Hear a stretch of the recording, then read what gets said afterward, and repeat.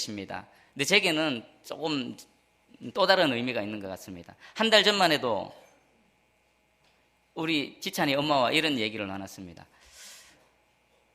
조금 있으면 성탄절인데 성탄절 때는 섬길 교회가 정해져서 함께 찬양하고 좀 이렇게 섬겨야 될 건데 라는 이런 대화를 나눈 적이 있습니다. 근데 지금 이 자리에서 하나님 은혜 주셔서 우리 사랑하는 이 도동교회와 여러 성도님들과 함께 이렇게 기뻐하며 또 함께 찬양하며 예배 드릴 수 있게 하신 하나님께 진정으로 감사와 영광을 올려드립니다. 이런 날마다 없는 것을 있게 하시는 탄생도 마찬가지죠. 없는 것을 있게 하신 하나님의 은혜가 저와 여러분들 도동교회 공동체 가운데 날마다 나타나기를 주님의 이름으로 축복합니다. 제가 사역을 시작할 때 처음 고등부로부터 시작했습니다. 고등부 2년 또 중등부 2년 했습니다. 아이들하고 이렇게 같이 사역하다 보니까 부딪히는 부분이 있었는데 제일 첫 번째가 뭐냐면은 성탄절이었습니다. 크리스마스 이브날 올라이트 해야 된다고 그러는 겁니다. 그래서 제가 물어봤습니다. 왜 올라이트 해야 되냐고. 공식적으로 집에서 부모님으로부터 허락을 받고 외박을 할 수 있는 1년 중에 유일한 날인데 그날을 포기할 수 없다라고 하는 겁니다. 그 얘기를 듣고 저는 더 안 된다고 했습니다. 그 크리스마스 이브를 맞아서 기뻐해야 될 이유는 예수 그리스도 때문에 기뻐해야 되는 겁니다. 그리고 우리가 기뻐하고 또 그 시간을 채울 때에 예수 그리스도를 위해서 우리가 시간을 채워야 되는 겁니다. 근데 그 아이들의 마음속에는 예수 그리스도는 없습니다. 세상 사람들과 똑같았습니다. 그래서 안 된다. 그러니까 막 따지더라고요. 지금까지 해오던 전통인데 왜 못하게 하느냐고. 그런 거 모르겠고 뭐 전통이든 말든 모르겠고 네가 진짜 예수 그리스도를 기뻐해서 그 주님을 또 막 찬양하기 위해서 그 크리스마스 이브 올라이트를 하려고 하느냐, 아니면 단지 네 기쁨, 네 즐거움, 네 자신을 위해서 하는 거냐. 솔직히 얘기해봐라. 자기 자신을 위해서는. 그러면 해도 되나 안 해도 되는 거가 안 되는 거가? 안 되는 거네요. 내가 있는 동안에는 절대로 용납 못한다. 안 된다. 왜 그런가 하면은 제가 예수 그리스도를 몰랐을 때도 크리스마스 이브 때는 제게는 특별한 날이었습니다. 1년 중에 친구들 모여서 친구들과 함께 흥청망청 밤새도록 노는 바로 그 날이었습니다. 저는 그들이 왜 무슨 마음으로 그렇게 시간을 보내는지 너무나 잘 압니다. 그런데 우리 예수 그리스도의 은혜를 입은 하나님의 자녀마저도 그런 식으로 이 거룩한 이 크리스마스 이브 날을 보내는 걸 저는 용납이 안 되어지는 겁니다. 그래서 안 된다. 그리고 성탄절 기뻐하는 게 내용이 뭐냐? 예수 그리스도 생일을 축하하는 거다. 좋다. 그러면 우리 너희들 친구들 생일 축하하는 것처럼 우리도 눈에는 안 보이지만 우리와 함께 하시는 예수님 생일 축하잔치를 벌이자. 선물 준비해와라. 각자 정성껏 선물 준비해와라. 그리고 우리 재롱잔치 벌리자. 할 수 있는 거 율동을 하든 찬양을 하든 뭘 하든 준비해라. 순서 짜서 우리 저녁에 모여서 그 생일 잔치를 벌리자. 그래가지고는 이번 날 저녁에 따로 부서에서 따로 교사 선생님들하고 아이들하고 다 모여서 케이크 갖다 놓고 선물을 다 올려놓고 그리고 재롱잔치 하고 마지막에 선물 받은 예수님께 드린 선물을 또 각자에게 또 나눠주는 이런 행사를 보냈습니다. 여러분들은 어떤 게 옳다고 생각하십니까? 정확하죠. 답은 나와 있지요. 그런데 안타깝지만 우리 주의 백성이라고 스스로 고백하는 사람들 속에서도 이 그리스도의 탄생의 진정한 의미를 모르고 그냥 세상 사람들이 하는 것처럼 휩쓸려가는 경우가 너무나 많습니다. 우리 지찬이도 어린이집 갔다 오더만 오늘 크리스마스 날이라고 하니까 입에서 탁 튀어나오는 단어가 있었습니다. 뭘까요? 산타클로스입니다. 성탄절하고 산타클로스하고 무슨 관계가 있습니까? 아무 의미가 없습니다. 그게 뭘까요? 세상은 어떻게 하든지 예수 그리스도를 가리려고 합니다. 예수 그리스도를 안 보이게 하려고 합니다. 사람들에게 그 구원자 되시는 예수 그리스도를 숨기려고 하고 있습니다. 그 포장지로 앞장서 있는 것이 산타클로스요. 여러 가지 루돌프 사슴코고 막 그런 겁니다. 그게 현혹되어지면 안 됩니다. 그 공중권세 잡은 자들이 이 세상을 휘몰아쳐가는 거기에 휩쓸려가면 안 됩니다. 저와 여러분들은 오늘 이 자리 우리 구주 예수 그리스도를 정확하게 알고 정확하게 그분을 기뻐하며 정확하게 그분을 예배하고 경배하기 위해서 모였습니다. 오늘 그분이 오신 의미를 한번 말씀을 통해 살펴보기 원합니다. 먼저는 성령으로 잉태돼서 이 땅에 나타나신 예수 그리스도, 그분의 실체가 뭔가 한번 먼저 알아보겠습니다. 우리 요한복음 1장 1절에서 4절입니다. 태초에 말씀이 계시니라. 이 말씀이 하나님과 함께 계셨으니 이 말씀은 곧 하나님이시라. 그가 태초에 하나님과 함께 계셨고 만물이 그로 말미암아 지은 바 되었으니 지은 것이 하나도 그가 없이는 된 것이 없느니라. 그 안에 생명이 있었으니 이 생명은 사람들의 빛이라. 아멘. 이 요한 사도가 누굽니까? 예수님의 12제자 중에 한 사람이었습니다. 그리고 많은 제자들 중에서도 예수님과 아주 친밀한 관계를 갖고 있었던 사람입니다. 저와 여러분들은 말씀을 통해 예수 그리스도를 듣고 믿고 알고 또 믿음으로 삶을 통해 우리 하나님을 경험하며 더 알아갑니다. 하지만 요한 사도는 저와 여러분들과 서 있는 위치가 다릅니다. 이분은 육신으로 오신 하나님 예수 그리스도와 함께 동거동락을 했습니다. 함께 먹고 마시고 그분을 만지고 그분의 품 안에서 따뜻한 체온을 느꼈던 바로 그 사람이 고백하고 있는 내용입니다. 태초에 말씀이 계시니라. 여기 태초는 어느 때일까요? 창세기에서의 창세 때의 태초하고는 또 다른 의미입니다. 영원 전의 영원. 우리 인간으로서는 도저히 상상도 할 수 없는 바로 영원의 세계를 얘기하는 겁니다. 그때의 말씀이 계셨는데 이 말씀이 하나님과 함께 계셨다. 그리고 그 말씀이 하나님이시라. 요한 사도는 지금 누구를 설명하고 있습니까? 예수 그리스도 그분을 설명하고 계시는 겁니다. 이분은 태초에 말씀으로 계셨고 또 천지를 창조하실 때 그때 말씀으로 모든 만물을 창조하셨고 하나님과 함께 하셨다. 곧 하나님이시다라는 겁니다. 예수 그리스도는 비록 피조물의 이 인간의 몸을 입고 이 땅에 오셨지만 그분은 분명한 하나님이십니다. 하나님이셔야만 됩니다. 하나님이 아니고서는 우리에게 구원자가 되실 수가 없습니다. 흠도 티도 없는 거룩한 하나님이셔야만 저와 여러분들을 구원할 수 있는 자격이 주어지는 겁니다. 그런데 감사하게도 이분은 성령으로 잉태되어져서 이 땅에 오셨고 그리고 그분은 태초에 계셨고 또 말씀이셨고 또 하나님이시라고 성경은 분명히 말씀해주고 있습니다. 세상 사람들은 모릅니다. 하지만 우리는 이 말씀을 들었습니다. 이 땅에 육신을 입고 태어나신 그분은 하나님이시구나. 그리고 혹시 여러분 이런 생각 해보셨습니까?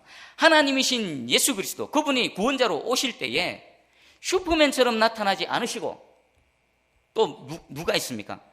배트맨처럼 나타나지 않으시고 또 뭡니까? 쭉 날아가는 사람.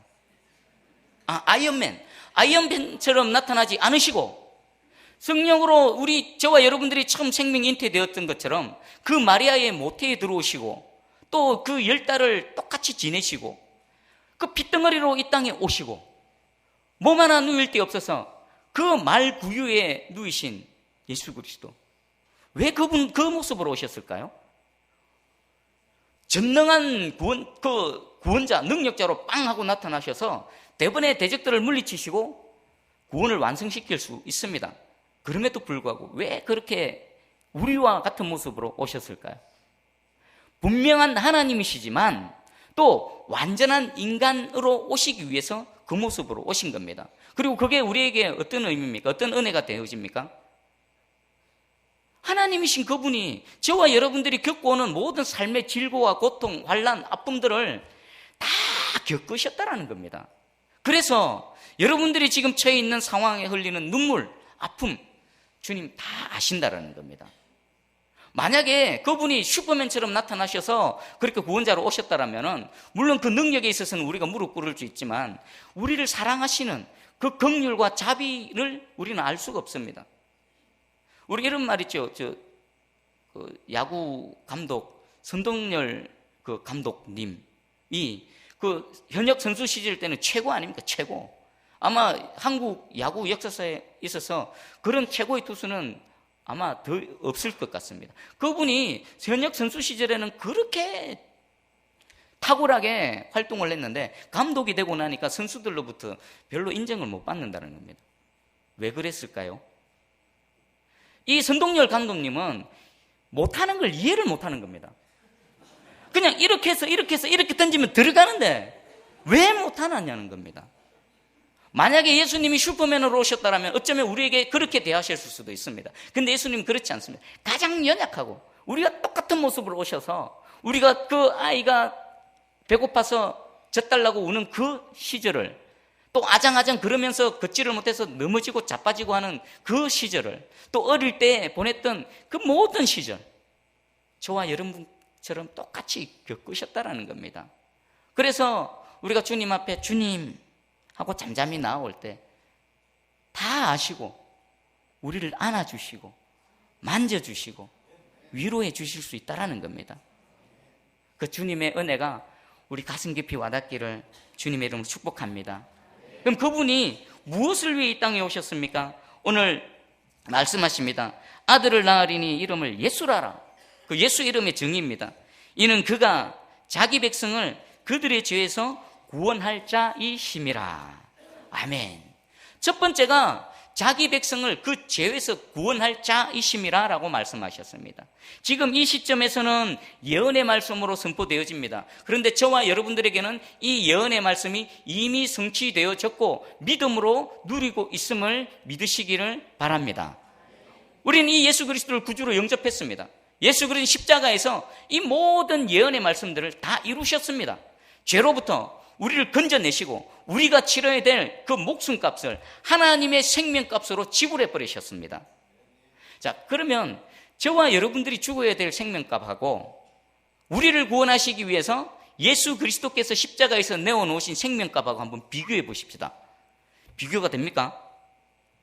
비교 안 됩니다. 우리 여기 있는 모든 사람들 목숨 다 모아서 하나님 앞에 내어놔도 예수 그리스도 하나님이신 그분의 생명과 비할 바가 안 됩니다. 그리고 또 하나 생각해 볼 것은 이런 겁니다. 우리가 죄를 통해서 죄의 빚을 졌습니다.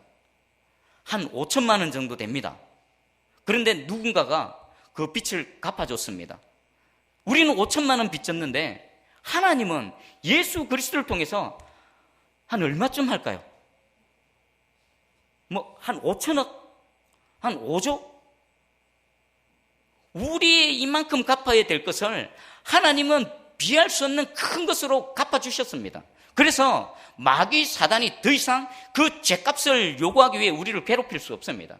마귀 사단은 우리에게 어떤 것도 요구할 권리를 박탈당해 버리셨습니다. 우리는 죄로부터 완전히 자유해졌습니다. 사단이 우리 안에 있는 우리 안의 연약함을 덜추어내고 죄를 옆에 갖다 놓고 유혹한다 하더라도 우리는 절대로 안전합니다. 예수 그리스도의 생명값으로 갚아버리셨고 그 값주고 우리가 하나님의 소유로 삼으셨고 우리는 하나님의 자녀가 되어졌습니다. 여러분 진리 안에서 참 자유를 누리시기를 주님의 이름으로 축복합니다. 그러기 뿐만이 아닙니다. 두 번째가 보라 처녀가 잉태하여 아들을 낳을 것이요 그의 이름은 임마누엘이라 하셨으니 이를 번역한 적 하나님이 우리와 함께 계시다 함이라. 우리를 죄에서 구원하셨을 뿐만 아니라 이 죄인인 우리와 함께 언제부터 언제까지요? 영원부터 영원까지. 우리가 예수 그리스도를 믿는 그 순간부터 우리 안에 들어오셔서 우리와 함께 하시고 우리와 먹고 마시며 우리와 함께 눈물 흘리며 기뻐하며 영원토록 함께 하신다라고 오늘 성경이 분명히 선포하고 있습니다. 이 진리의 말씀이 믿어지기를 주님의 이름으로 축복합니다. 하나님 함께 하심의 은혜가 뭡니까? 우리 자신을 보면 너무나 연약합니다. 보잘것 없습니다. 아무것도 할 수 없는 것 같습니다. 한 치 앞도 못 내다봅니다. 내 힘으로 뭔가 할 수 있을 것 같은데 실제로는 다 똑같습니다. 힘 좋은 사람, 천하장사, 대통령 최고의 권력자, 연약한 인생일 뿐입니다. 한 두 끼만 굶겨보십시오. 강호동 선수, 강호동 대단하죠? 그분 한 세 끼 굶으면은 아마 돌아버릴걸요? 최고의 권력자라 하더라도 한 3일 잠 안 재우면은 견디지를 못할 겁니다. 인생은 그냥 호흡일 뿐입니다. 아무것도 아닙니다. 그 앞에 어떤 문제들 스스로 해결하지 못합니다. 그런데 하나님이 함께 하시면 게임은 끝난 줄 믿습니다. 왜? 하나님이 하시기 때문에. 하나님이 해결해 주시고, 하나님이 이끌어가 주시고, 하나님이 우리의 모든 근원이 되신 줄 믿으시기 바랍니다. 하나님이 저와 여러분들 눈동자같이 지킵니다. 여러분, 눈동자가 어떻습니까? 뭔가가 내 눈을 향해 딱 달려 막 날아온다 그럴 때 어떻습니까? 무의식적으로 깜빡해버리죠. 하나님이 눈동자처럼 저와 여러분들을 지키십니다. 또 다윗의 고백을 압니다. 그 사울왕의 그 손을 피해서 막 도망다닐 때 그가 고백합니다. 내가 사망의 음침한 골짜기를 지날지라도 정말 죽는 줄 알았다. 정말 내 한 발만 잘못 들어가면, 내가 조금만 부주의하면 그 사울왕의 손에 붙들려서 당장의 목숨이 끊어질 줄 알았다. 근데 되돌아보니까 그 상황 속에서도 나와 함께 하시는 주님이 나와 함께 하셨고, 그 권능의 손길로 나를 지키고 보호하셨고 여기까지 오게 하셨다라고 다윗의 고백을 우리는 너무나 잘 압니다. 이 고백은 다윗의 고백뿐만이 아닙니다. 예수 그리스도를 믿는 모든 자의 고백인 줄 믿으시기 바랍니다. 심지어는 그 사실을 우리가 인식하지 못할 때도 있습니다. 예를 들어 보겠습니다. 민수기에 보면 이스라엘 백성들이 출애굽해서 이제 가나안 땅으로 가는 광야의 여정 가운데 있었습니다. 그 모든 일들을 본 모압 왕 발락이 그 예언자 발람을 통해서 이 이스라엘 백성들 좀 저주해달라고 그랬습니다. 그래서 발람이 산에 올라가서 그 이스라엘 진영을 보고 저주하려고 올라갔는데 그 입에서 나온 건 뭐였습니까? 축복의 말이었습니다. 그리고 모압 왕은 그 발람에 대해서 왜 저주하라고 했는데 축복하느냐? 그 선지자가 얘기합니다. 그래, 네 말처럼 저주하려고 썼다. 그런데 내 입에서는 하나님의 축복의 말씀이 선포되어진다. 이건 나도 어쩔 수 없다. 그 일이 3번, 4번이나 반복되어집니다. 그리고 결국은 모압 왕의 그 뜻은 이루지 못하고 둘은 헤어져 버리고 갑니다. 자, 보십시오. 그 산에서는 그 이스라엘의 대적들이 이스라엘을 저주하기 위해서 온갖 술수를 다 부려버립니다. 그런데 하나님은 그들과 싸우셔서 그 입술에서 오히려 축복의 말이 터져나오게 해버립니다. 그런데 그 평지에 진을 치고 있는 이스라엘 백성들은 그 사실을 알았을까요? 몰랐을까요? 꿈에도 생각 못합니다. 알 길이 없습니다. 성경에 기록해 놓았으니 우리는 하나님이 이렇게 우리를 다스리시는구나, 하나님이 우리를 이렇게 보호하시는구나라고 깨달아 알 수 있습니다. 설령 하나님의 지키심과 보호하심, 인도하심을 우리 두 눈으로 보지 못하고 우리 피부로 깨닫지 못한다 하더라도 우리를 사랑하신 신실하신 하나님은 동일한 은혜로 저와 여러분과 함께하고 계심을 믿으시기 바랍니다. 비록 2015년 눈물 흘릴 일도 많았고 가슴 아픈 일도 많았지만 이 동일한 은혜로 도동교회와 함께 하셨음을 믿으시기 바랍니다. 대적들은 저주하려고 했지만 하나님은 그 저주를 축복이 되게 하셔서 우리에게 복 내려주시는 하나님인 줄 믿으시기 바랍니다. 그리고 우리 예수님이 육신을 입고 이 땅에 오심을 한번 생각해 보기 바랍니다. 육신을 입고 창조주가 피조물을, 어떤 분이 이 부분을 이렇게 설명을 했습니다. 요즘 그 강아지 키우시는 분들 많죠? 얼마나 애지중지 키웁니까? 심지어는 개라고 표현하겠습니다. 이 개가 자기가 사람인 줄을 착각할 정도로 그렇게 애지중지하게 이렇게 키우고 있습니다. 자기 자식보다도 더. 자, 그렇게 어떤 분이 자기가 키우는 강아지를 정말 사랑합니다. 자녀들보다 더, 막 남편보다 더 사랑합니다. 그 사람이 그 개를 대신해서 그 개를 구원하기 위해, 그 개를 위해 자기의 이 인간의 몸을 버리고 개의 몸을 입는다. 만약 가능하다면 그렇게 하실 분이 있을까요? 우리 성도분들 중에서도 집에서 애완용으로 키우는 개가 있을 것입니다. 개를 너무 사랑해서 그 개를 위해 내가 개의 몸을 한번 입어보겠다라고 하시는 분 손 한번 들어보십시오. 있을 수가 없는 겁니다. 있을 수가 없는 거. 그런데 이것은 비유로 들었지만 창조주 하나님이 이 연약한 인간의 육신을 입고 이 땅에 오신다는 것은 인간이 그 개의 몸에 있는 것과는 차원이 다른 더 말도 안 되는 일을 우리 하나님은 하신 것입니다.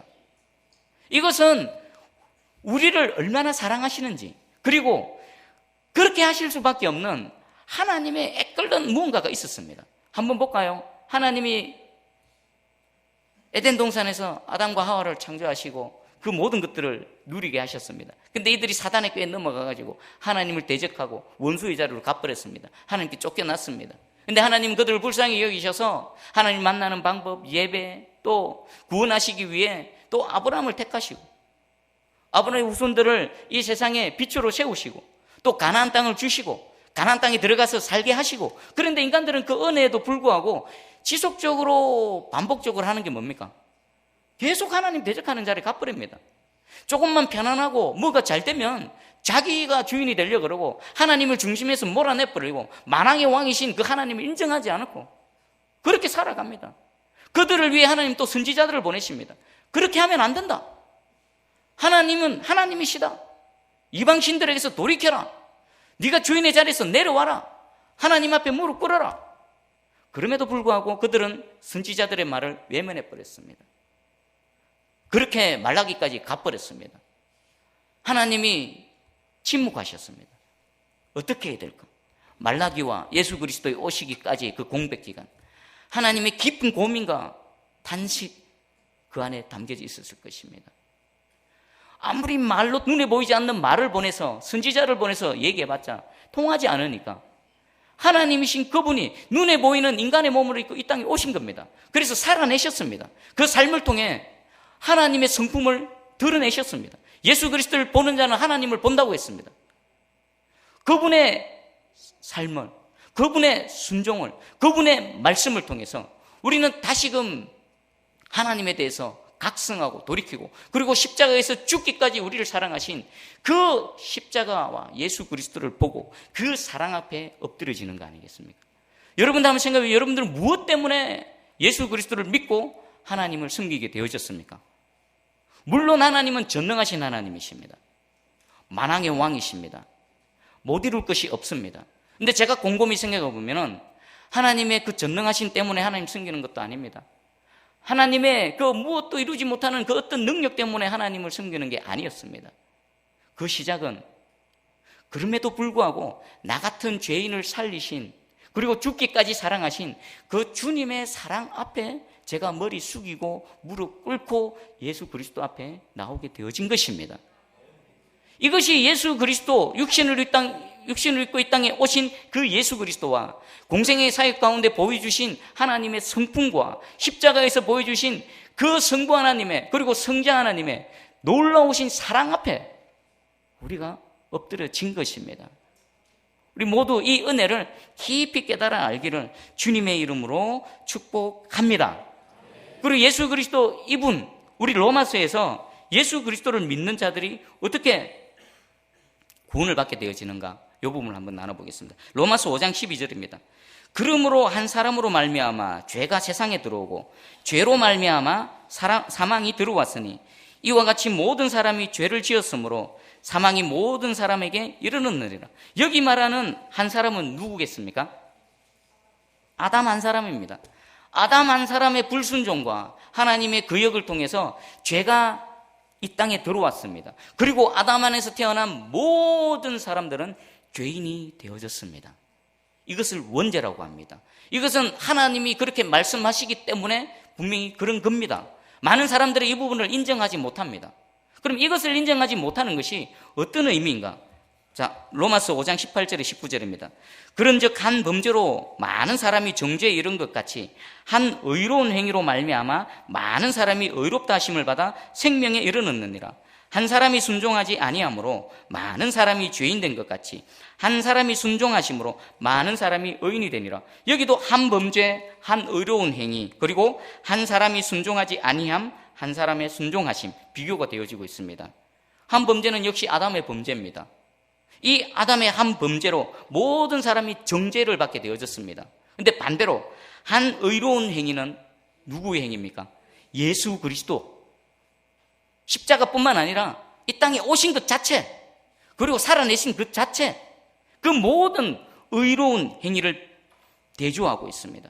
그리고 한 사람의 순종하지 아니함으로 모든 사람이 죄인 된 것 같이 한 사람의 순종하심으로 많은 사람이 의인이 된 것이라.